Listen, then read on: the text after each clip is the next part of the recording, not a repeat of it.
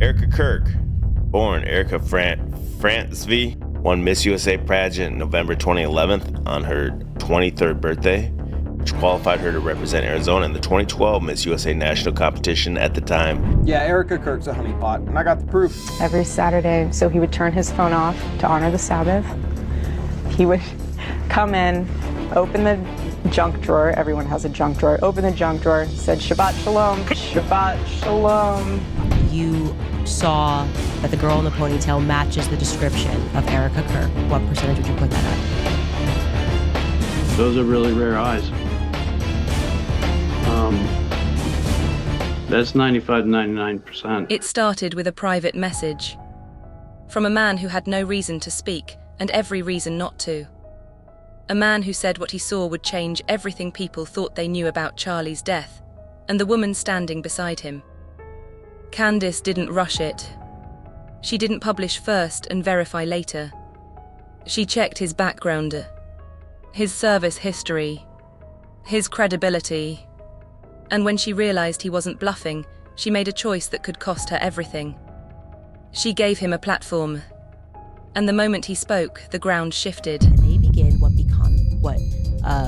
becomes a 7-hour interrogation.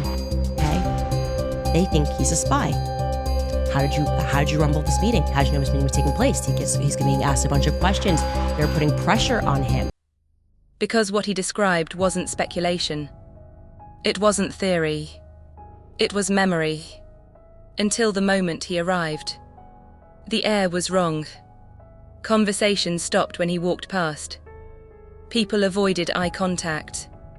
The tension was heavy, the kind you feel when something important is happening and you're not supposed to be there. That's when he realized a high-level meeting was taking place. Not routine, not casual.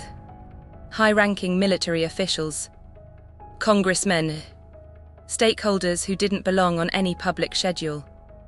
And then her, a woman, dressed down but not invisible, carefully composed, well kept, the kind of presence you don't forget. He said it wasn't her clothes that stuck with him. It was her eyes.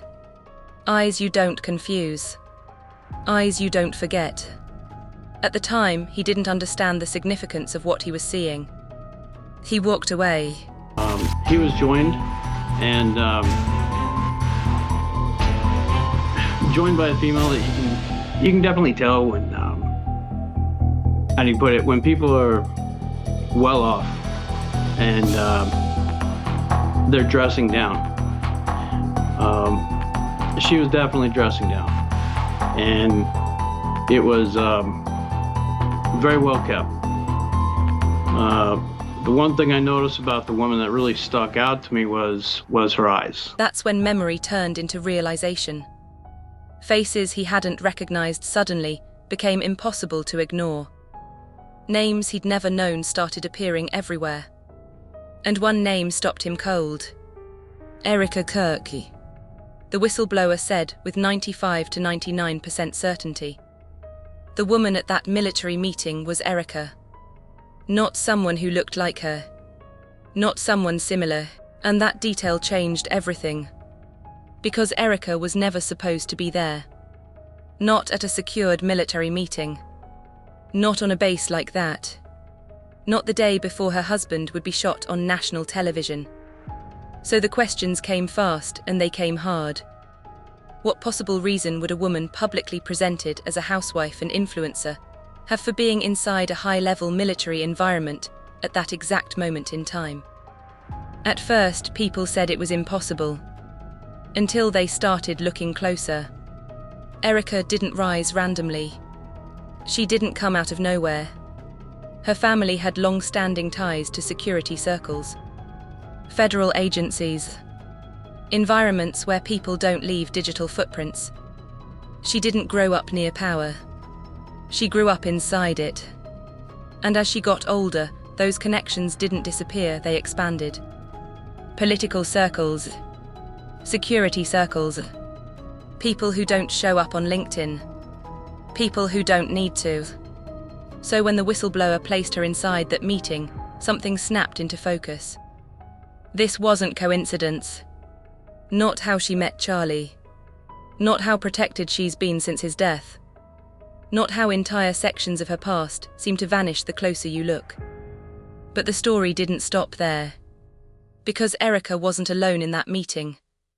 According to the whistleblower, she was accompanied by Brian Harple, Charlie's head of security. The same Brian Harple who went public immediately after the assassination. The same man who pointed outward. Blamed police. Cited failures that weren't his. But here the problem. Charlie didn't trust strangers with his life. He trusted loyalty. He trusted his inner circle. So the idea that his head of security would knowingly walk him into a compromised environment, without pulling him, delaying the event, rerouting the venue, or even warning him, doesn't hold up. If police ignored warnings, there were still options. None were taken. Charlie walked on stage anyway. And Harple later admitted the environment was compromised. Responsibility stopped there. But now, with this whistleblower's claim, that outrage looks different. Because if Harple was sitting in a military meeting with Erica the day before the assassination, then what was actually discussed? Why was he there? And what role was Erica playing while her husband was being guided toward his final speech? After the whistleblower went public, people started noticing things they'd missed before.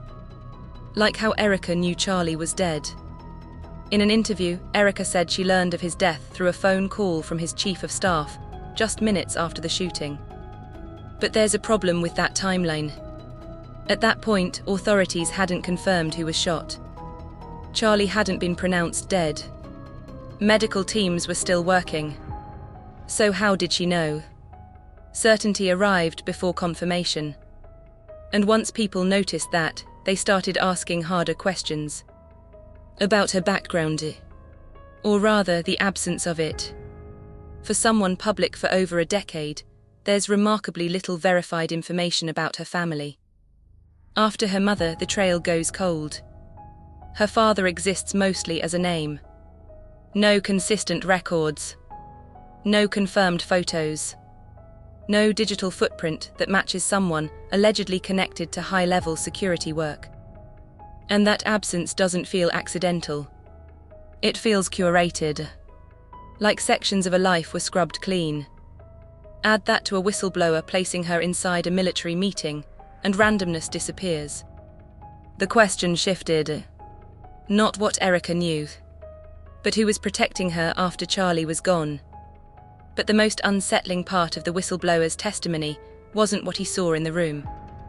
It was what happened to him afterward. The tone changed the moment personnel realized he'd been nearby. He wasn't congratulated.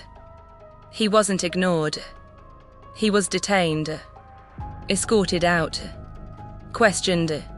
Pressed on details he didn't understand. Interrogated for hours. Grilled about people he'd never spoken to. He said the intensity didn't match the situation.